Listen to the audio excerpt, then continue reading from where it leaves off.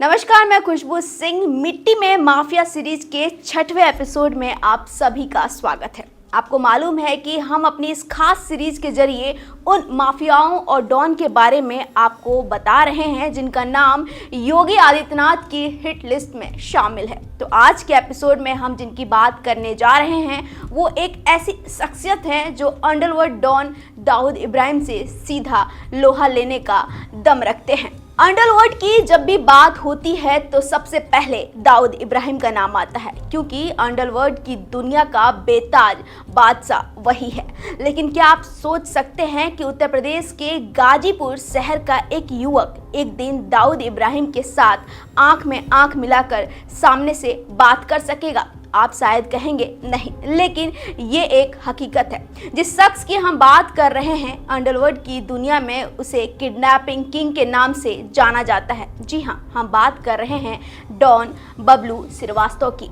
Bablu Srivastava underworld की दुनिया का एक ऐसा नाम है जो एक गाजीपुर जैसे छोटे शहर से निकलकर जुर्म की दुनिया में ऐसा छाया कि उसके सामने बड़े बड़े डॉन भी फीके पड़ गए। माफिया डॉन बबलू श्रीवास्तव का असली नाम ओम प्रकाश श्रीवास्तव है। ऐसा नहीं है कि वो कोई ऐसी वैसी फैमिली से ताल्लुक रखता था।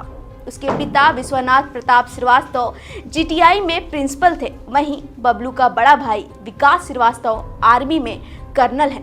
आपको बता दें कि बबलू श्रीवास्तव ने एक बार पेशी के दौरान खुद मीडिया के सामने खुलासा किया था कि वो अपने भाई की तरह सेना में अफसर बनना चाहता था या फिर उसे आईएएस अधिकारी बनने की ललक थी। लेकिन उसकी जिंदगी को कॉलेज की एक छोटी सी घटना ने पूरी तरह बदल दिया और वो बनना कुछ और चाहता था, लेकिन बन कुछ और ही गया।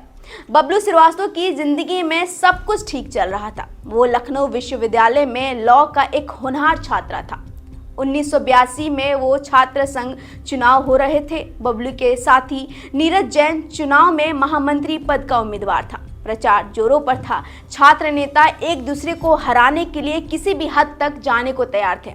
इसी दौरान दो छात्र गुटों में चुनावी झगड़ा हुआ, जिसमें किसी ने एक छात्र को चाकू मार दिया। घायल छात्र का संबंध लखनऊ के माफिया अरुण शंकर शुक्ला उर्फ अन्ना के साथ था।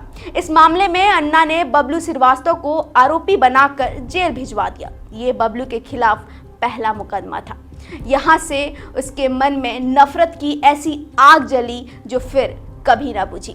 बबलू श्रीवास्तव कुछ ही दिन बाद जमानत पर छूटकर बाहर आ गया, लेकिन अन्ना का गिरोह उस पर नजर लगाए बैठा था।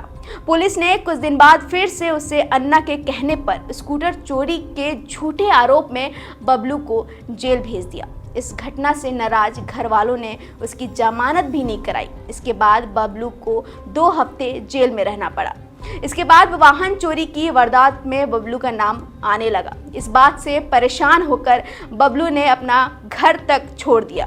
उसने एक हॉस्टल में रहने के लिए कमरा ले लिया। इसी दौरान वो अन्ना के विरोधी माफिया राम गोपाल मिश्रा के संपर्क में आ गया और उसके लिए काम करने लगा। यही वो वक्त था जब बबलू ने अपराधी की दुनिया में कदम रख दिया था। अब वो पीछे मुड़कर नहीं देखना चाहता था। बबलू श्रीवास्तव उत्तर प्रदेश, बिहार और महाराष्ट्र तक अपनी पकड़ बना चुका था। उसने अंडरवर्ल्ड की दुनिया में अपहरण को तरजीह दी। इस धंधे में उसने कई लोगों को मात दे दी थी। उसके नाम पुलिस ने अपहरण के कई मामले दर्ज किए थे। उसने फिरौती के लिए कई लोगों का अपहरण किया। अपहरण की दुनिया में उसके नाम का सिक्का चलने लगा था। छोटे गैंग अपहरण करके पकड़ के उसको लाकर सौंप देते थे और फिर वो सौदेबाजी करके फिरौती की रकम वसूला करता था। पुलिस उससे कारनामों से परेशान हो चुकी थी। जुर्म की दुनिया में लोग उसे किडनैपिंग किंग कहने लगे थे। बबलू श्रीवास्तव ने कॉलेज से लॉ की पढ़ाई तो पूरी की, लेकिन साथ ही वो अपराध की दुनिया में बहुत आगे बढ़ चुका था। 1984 से शुरू हुआ उसका आपराधिक ग्राफ तेजी से बढ़ता ही जा रहा था। उसके खिलाफ उत्तर प्रदेश समेत कई राज्यों में अपहरण, फिरौती, अवैध वसूली और हत्या जैसे संगीन मामले दर्ज होते गए। 1979 में वो पुलिस से बचने के लिए चंद्रस्वामी से मिला, लेकिन उसके साथ बबलू की ज्यादा नहीं बनी। बबलू वहां से नेपाल चला गया और कुछ साल वहां रहने के बाद 1992 में दुबई जा पहुंचा। जहां नेपाल के माफिया डॉन और राजनेता मिर्जा दिलशाद बेग ने उसकी मुलाकात अंडरवर्ल्ड डॉन दाऊद इब्राहिम से कराई। सिर पर दाऊद का हाथ आ जाने से बबलू श्रीवास्तव की ताकत बढ़ती ही जा रही थी। उसकी पहचान भारत से बाहर भी होने लगी थी। अब वो तस्करी के मामले में हाथ आजमा रहा था।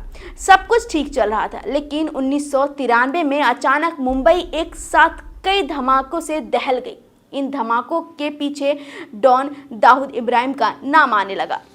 इसी दौरान छोटा राजन और बबलू श्रीवास्तव समेत कई लोगों ने डी कंपनी को अलविदा कह दिया। कभी दाऊद के लिए जान देने का मादा रखने वाला छोटा राजन और बबलू श्रीवास्तव अब उसके दुश्मन बन गए थे। खैर, बबलू श्रीवास्तव का किया एक कत्ल उस पर भारी पड़ गया। वो कत्ल था एक पुलिस कमिश्नर का। दरअसल बबलू ने अपने साथियों के साथ मिलकर सरेआम एडिशनल कमिश्नर LD अरोड़ा को गोलियों से भून दिया था। इस मामले की सुनवाई करते हुए बबलू और उसके साथियों को अदालत ने दोषी माना और तीनों को उम्र कैद की सजा सुनाई थी। आज की तारीख में बबलू श्रीवास्तव जेल की सलाखों के पीछे हैं। जेल में ही बबलू ने अधूरा ख्वाब नाम से एक किताब लिखी, जिसमें उसने अपनी जिंदगी के कई घटनाओं का जिक्र किया। उसमें वो वारदात भी शामिल है जिनकी वजह से वो किडनैपिंग किंग कहलाने लगा था। उसने किताब में अंडरवर्ल्ड डॉन दाऊद इब्राहिम से मुलाकात और उसके साथ काम करने का जिक्र भी किया है। साथ ही बबलू ने दाऊद से दुश्मनी और गैंगवार की भी किताब में जिक्र की है, या फिर कहें जगह दी है। बहरहाल अब बबलू श्रीवास्तव जेल में ही खुद को सुरक्षित मानता है। कानूनी जानकारों का मानना है कि उसे पेरोल पर रिहाई मिल सकती है, मगर बबलू ने कभी कोर्ट में पेरोल के लिए पैरवी नहीं की।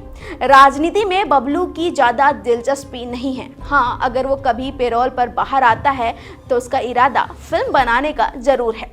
मिट्टी में माफिया सीरीज के 6वें एपिसोड में फिलहाल इतना ही। अगले एपिसोड में देखिएगा ठाकुर बनाम ब्राह्मण की लड़ाई में उभरे गोरखपुर के माफिया राजन तिवारी की कहानी। तब तक के लिए बने रहिए हमारे साथ और देखते रहिए न्यूज़ टाइम मीडिया।